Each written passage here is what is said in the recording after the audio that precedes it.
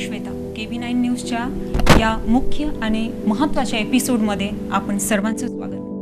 मनुष्याच्या मनामध्ये अनेक असे प्रश्न येतात की विज्ञानाने माणसाला बनवलं की माणसाने विज्ञानाला. अनेक शास्त्रज्ञ वैज्ञानिक यांचं मत आहे, यांचं असं म्हणणं आहे की विज्ञान एकमेव मात्र आहे. ॲटम्स असो, मॉलिक्युल्स असो, इलेक्ट्रॉन, प्रोटॉन या सर्व गोष्टी विज्ञानाने जरूर दिल्या असतील, परंतु याच्या मागे गूढ रहस्य काय आहे याच्यावर आजपर्यंत मनुष्याने विचार नाही केला. परंतु या सर्व विषयावर आपण डॉक्टर प्रणव पांड्याजी यांच्याशी चर्चा करणार आहे. अनेक रहस्य आपण उलगडणार आहे त्यांच्या माध्यमातून. बोलूया त्यांच्याशी एक खास मुलाखत विज्ञान आणि अध्यात्म या परस्पर पूरक विषयावर. सर नमस्ते, KB9 न्यूज़ चैनल के आपका स्वागत है.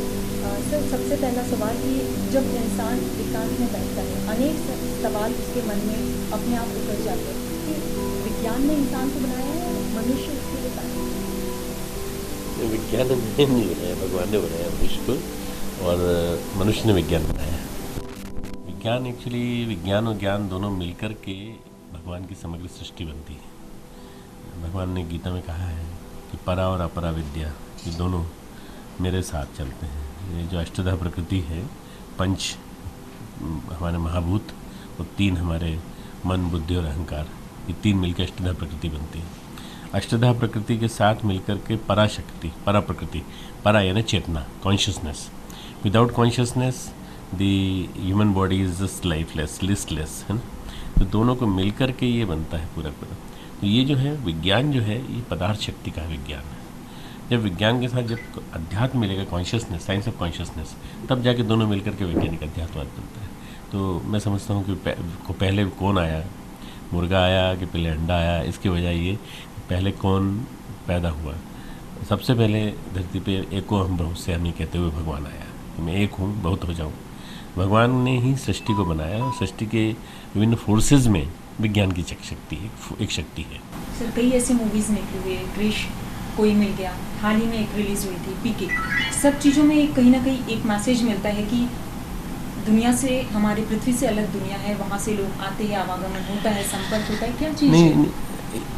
ऐसा है कि एलियंस के बारे में और outside the earth there is some civilisation, इसके बारे में बहुत सारे कयास लगते रहते हैं. लोग अंदाज लगाते रहते हैं कि ऐसा होगा, ऐसा होगा, पर अभी तक पता नहीं चला है. अभी तक कहीं से नहीं पता चला है. कई जगह मतलब हमारे एक एरिक वॉन डेनिकन करके एक बहुत अच्छे लर्नड राइटर हैं, उनकी किताबें भी हैं बहुत सारी. उन्होंने सीरीज़ लिखी, 10-12 लिखी, नावल भी अच्छे लिखे हैं. कार्ल सागा ने बहुत अच्छे फिक्शंस लिखे हैं, साइंस फिक्शन लिखे हैं, जिनमें कई जगह रियली भी लिखा है कि UFO आई, वहाँ लैंड किया उन्होंने. और परंतु ये सब चीज़ें जितनी भी हैं ना, इनके आज हमारे पास इलेक्ट्रॉनिक्स की लेटेस्ट डेवलपमेंट्स हैं.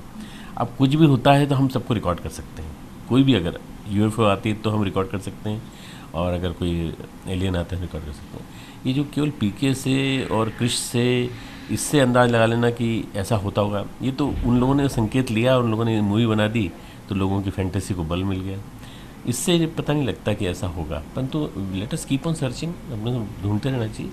हो सकता है वहाँ और भी इंटेलिजेंट लोग हों, हो सकता है कि वहाँ ऐसे लोग हैं जिन्होंने कुछ और भी रिसर्च कर ली हो डिटेल डेप्थ में.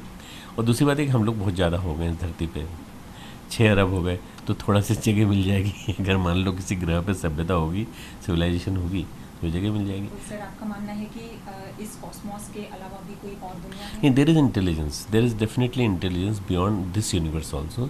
पर वो ये है कि वो है कहाँ, उसको खोजने के लिए हमको एक योगी की चेतना की ज़रूरत पड़ेगी, कॉन्शियसनेस में.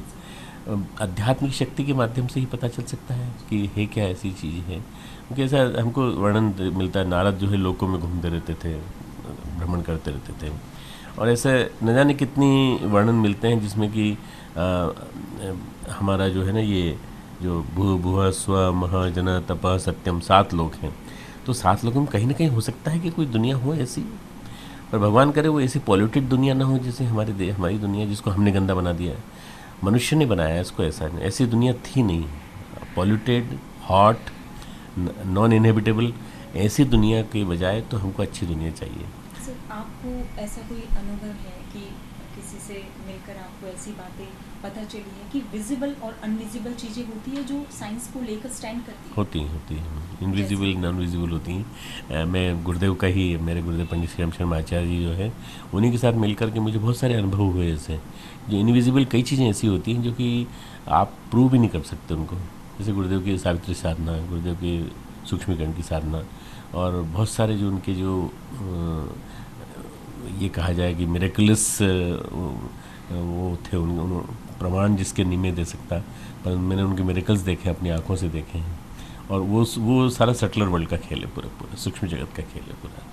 और वो सूक्ष्म जगत तो कारण जगत जो है वो हम लोगों की एक्सेस में नहीं है, साइंस की एक्सेस में नहीं है। सर, आज का मॉडर्न जनरेशन एक भौतिकवाद, किसी स्पिरिचुअलिटी को मानता ही नहीं। आज की यंग जनरेशन नहीं, मानना पड़ेगा। एक्चुअली क्या है कि spirituality is a science of consciousness and materialism is a science of materials, है ना। जो भी मेटलर्जी है, कंप्यूटर साइंसेज हैं, ये जितना भी है ये विजिबल्स हैं, ये विजिबल चीज़ें।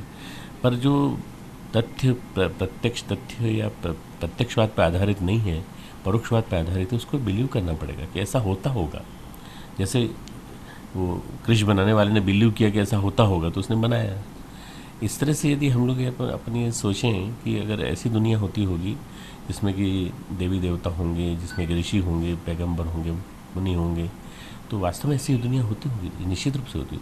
अब इसके बारे में हमें माइथोलॉजिकल केवल वो फिल्म बनाने वालों से नहीं प्रभावित होना चाहिए, हमें थोड़ा सा इसमें डेप्थ में जाना चाहिए, फिलोसॉफिकल, मेटाफिजिकल, इसके अलावा और भी। क्योंकि स्पिरिचुअलिटी, रिलीजन के 3 पार्ट हैं, मेटाफिजिक्स, तत्वमीमांसा, स्पिरिचुअलिटी, नंबर 2 संवेदना, करुणा, और तीसरा जो पार्ट है वो एथिक्स, नीतिशास्त्र, नैतिकी।